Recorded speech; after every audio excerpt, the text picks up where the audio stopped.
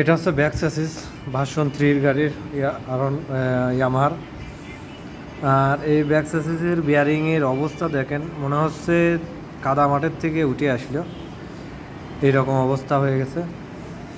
আর এটা হচ্ছে বুশটা খেয়া একদম গর্ত হয়ে গেছে, জং ধরে একদম অবস্থা খারাপ। কি অবস্থা! আসলে এই বাইকটা চলছে 14,000 কিলো, 14,000-এ এই অবস্থা। হ্যাঁ হ্যাঁ, ইনকাম তো অবশ্যই হচ্ছে। দুই পাশে অবস্থায় একেবারে খারাপ। আর এই বুস্টার দুই পাশেই খেয়া গেছে, এই পাশে বেশি খাইছে। তাহলে 14,000 চালায় যদি এই অবস্থা হয়, তাহলে আরও তো বাকি থাকলেও কী অবস্থা দেখুন।